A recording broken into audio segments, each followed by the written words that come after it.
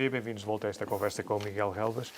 Miguel, estávamos a falar da necessidade das instituições darem um exemplo para convencer as pessoas a voltarem a acreditar na política. Acha que o PSD de Montenegro tem essa capacidade? Penso que sim. Tem um caminho longo a percorrer, tem que ser claro, tem que ser objetivo, não tem que ter medo de tomar decisões e de ir contra o politicamente correto. O Sr. Ministro dos Estrangeiros portou-se mal, como Ministro da Defesa, entrou ou deixou ou pactuou com uma situação de corrupção, mentiu ao Parlamento. Comissão de inquérito já. Não vale a pena estar com calculismos. O Sr. Ministro, a Ministra da Agricultura, sabia ou não sabia da Secretária de Estado, independentemente de agora haver o inquérito? O PSD tem que agir e tomar a decisão. Sobre o Ministro da Educação, está a ter uma atitude de arrogância, de distanciamento de um problema real com os professores. Está a permitir que outros setores dentro da sociedade portuguesa ocupem esse espaço. O PSD tem que fazer esse caminho. Luís Montenegro tem estado bem, teve muito bem neste processo de espinho, demonstrou que foi diferente, não pactuou, não foi preciso haver inquéritos, mesmo com muitas dúvidas, e as dúvidas são legítimas. Ninguém é condenado, nem pode ser condenado no pressuposto de notícias ou de capas de jornais. Mas definiu que o Dr. Pinto Moreira não continuaria vice-presidente e não seria presidente da Comissão de Revisão Constitucional. Aqui já está um bom exemplo de quem separa águas, de quem tem uma visão diferente. E a sociedade portuguesa o que é que quer? Exige que o líder da oposição não seja uma cópia do Dr. António Costa. Nós não queremos um líder de serviços mínimos. Eu sou dos que quero um líder do PSD de serviços máximos, que leva a que os setores mais dinâmicos, mais jovens da sociedade, que têm votaram nas últimas eleições na Iniciativa Liberal, regressem ao PSD, que sintam o PSD com a atratividade de ser capaz de ser alternativa. Mas para fazer isso, desculpa interromper, mas para fazer isso, nós estamos já na fase em que o PSD deve focar-se na luta, no combate, em apontar as falhas do governo, ou na fase em que o PSD tem já que apresentar propostas... O PSD tem que fazer duas coisas. Da economia, por exemplo. As duas coisas ao mesmo tempo.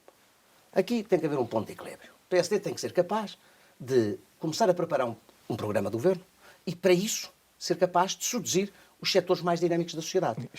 Não é com inquéritos que se vai buscar os futuros ministros do governo. Aliás, os inquéritos só afastam aqueles que não estão na vida partidária. O que o Dr. António Costa encontrou foi uma forma de ter... Ele já tinha mais Estado e agora quer ter mais PS. E, portanto, quer dizer, é a preocupação dele. Qualquer pessoa que esteja na sociedade civil, seja em que área for, não aceita estar a preencher o inquérito. Ele próprio sabe ao que vai. Quer dizer, isto é brincar. Andamos aqui a tentar encontrar soluções onde elas... soluções para problemas que não se resolvem com esta ligeireza. Estas são situações muito sérias, quer dizer, que obriga a que se tem que ir buscar os membros do governo, não podem vir todos eles da mesma estrutura. E o chefe do Executivo tem que conhecer quem mete no governo. governo. Ele sabe que são todos casados uns com os outros, que têm relações pessoais, que vêm do mesmo sítio, que convivem uns com os outros. Não há mais... Vejam o que tentaram fazer ao Ministro da Economia, que era uma espécie rara dentro do governo. E aí o Primeiro-Ministro até esteve bem, quando teve que demitir os secretários de Estado, porque os secretários de Estado não aceitavam o Ministro, que era uma pessoa autónoma, que pensava por ele e que não vinha do mesmo bando familiar. E isso é muito positivo. Nos governos, eu próprio estive num governo em que grande parte dos ministros não vinham da vida partidária. Bem sabemos que era um governo de emergência e era um governo para salvar o país. Mas todos os governos são para salvar o país, independentemente das circunstâncias. E o PSD o que tem que ser capaz é de ir buscar esses setores mais atrativos. Ser capaz de ter uma oposição... Envolver esses setores na construção do programa? Claro, os Estados Gerais, naturalmente que sim. Os Estados Gerais é a conclusão final. Todos os dias. Ser capaz de ir buscar às universidades, às empresas, às escolas. O PSD tem que também saber potenciar e aproveitar o descontentamento que existe. As oposições são feitas e constroem-se nos descontentamentos que existem. Eu sou daqueles que acredito que não são as oposições que ganham eleições, são os governos que as perdem.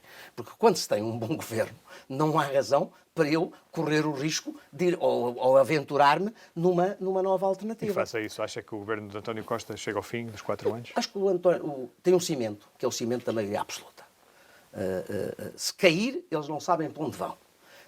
Mas eu acho que a questão da TAP vai condicionar. O governo deixou-se cair numa armadilha, que é, se a TAP correr bem, a vida cai e corre-lhes mais ou menos, e está a correr mal, e vai correr mal, deixou-se criar numa armadilha de quem tem uma visão muito politiqueira, num processo que não devia condicionar tanto. E aqui o Presidente da República não exerce aquela que era, a meu ver, a sua função, ser uma função não de estar todos os dias a falar, não de questionar todos os dias o Governo ou de pôr em causa o Governo. O Presidente da República não é oposição ao Governo. O Presidente da República deve ser alguém que é, aos olhos dos portugueses, aos olhos dos eleitores, alguém que é a última esperança que nós temos perante um problema. E não a primeira solução. A primeira, começa-se a dizer, há vários casos de membros do Governo. 1, 2, 3, 4, 5, 6, 7, 8 casos. Todos os dias há um caso. Não é preciso ver o Diário da República. Lê-se o Correio da Manhã. Hoje em dia, nós antigamente frequentávamos o Diário da República para saber quem tinha saído. Hoje lê-se o Correio da Manhã para saber quem vai sair. E o Presidente da República fala todos os dias. Eu sou de um tempo na política em que Mário Soares, Cavaco Silva, Jorge Sampaio escreviam livros e deixavam marcados os seus mandatos por aquilo que tinha acontecido no passado e por aquilo que era a sua previsão de futuro. E todos eles, os três, foram capazes, Mário Soares a pensar na história, Cavaco Silva a pensar nas reformas que levaram a que Portugal pudesse crescer e integrar-se na União Europeia, e Jorge Sampaio com os alertas sobre uma série de problemas na sociedade, sobre as migrações, sobre a organização do território. Três presidentes completamente distintos, mas que marcaram. E nós hoje temos um presidente que, quando terminar o seu segundo mandato, nós vamos ler tudo aquilo que tem dito, escrito. Eu custa muito isso porque eu votei nele, é do meu espaço político. Tinha uma grande esperança nele. Acha que devia falar menos? Não, o que eu acho é que devia escrever para além do seu tempo e antes do seu tempo.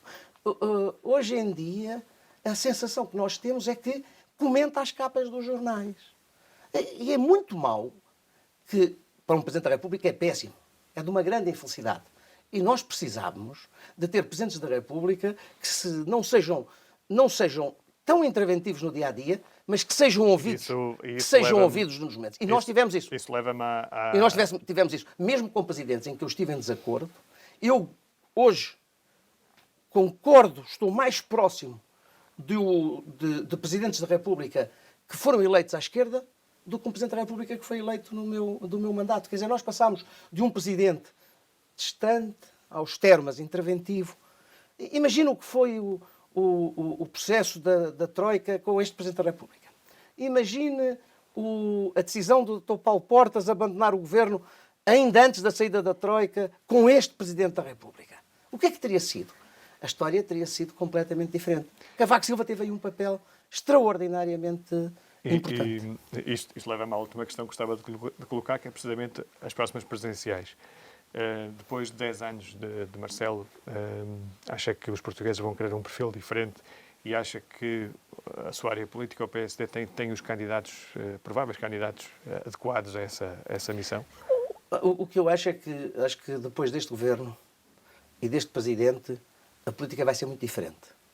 Não sei se numa primeira fase vai necessariamente ser melhor, porque os populismos, sejam eles à direita e à esquerda, são perigosos. Porquê? Porque são ocos. Acima de tudo, das suas ideias são ocas. Não há uma visão global. Mas vai ser diferente. Marcelo é populista. Marcelo alimenta a sua popularidade com um discurso populista.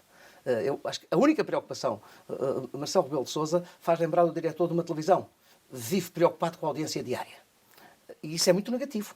Ele não vive. Eu percebo que o diretor de uma televisão tenha que viver preocupado com a audiência do dia, porque senão vai para a rua. O Presidente da República tem um mandato de 4 anos, não vai para a rua. Portanto, não tem que viver preocupado com a popularidade diária. Mas temos um Presidente da República que vive preocupado só com a popularidade diária. Sei que isto que eu estou a dizer é desagradável para muitos, há muitas personalidades na vida política que ficarão descontentes, mas é aquilo em que eu acredito. É aquilo que eu sei que se nós não arrepiarmos caminho, vamos pagar caro. E se nós olharmos para outros países no mundo, o centro-direita e o centro-esquerda estão a ser vítimas destes populismos. Porquê? Porque são incapazes, porque não têm coragem, porque lhes falta coragem de ir ao cerne das questões, de ir aos problemas e de tomar decisões. Portanto, o que eu sei é que nós precisamos de um governo diferente. Eu espero que o Dr. Desejo sinceramente que o Dr. Montenegro, o Dr. Luís Montenegro e o PSD sejam capazes de criar condições para ser uma alternativa. Está dependente de uma coisa, precisa de federar o espaço da direita, porque senão não vai conseguir conquistar os votos ao centro. Esse foi o grande erro do Dr. Rui Rio, eu vou dividir à direita e vou conquistar votos no centro-esquerda. O que é que sucedeu? Entregou o centro-esquerda ao Partido Socialista, que teve maioria, e entregou o centro-direita a mais dois partidos. Porque há muitos portugueses que votam no Chega e que não são radicais. Há muitos portugueses que votam no Chega e que não são de extrema-direita. Há muitos portugueses que votam no Chega só por uma razão. Estão desiludidos e acham que o doutor Ventura diz aquilo que eles gostam e querem ouvir e que acham que a outra oposição deveria dizer. Essa é a razão porque o CDS morreu. O CDS morreu no dia em que pensou que era uma espécie de PSD. Quando eu tenho que votar, quando eu tenho uma alternativa, uma fotocópia, eu voto no original. O CDS desapareceu com isso. Acha concebível, por exemplo, um governo de coligação com o Chega, entre o PSD e o Chega? Eu tenho que olhar para os resultados eleitorais, fazer tudo para que isso não aconteça e ser alternativa.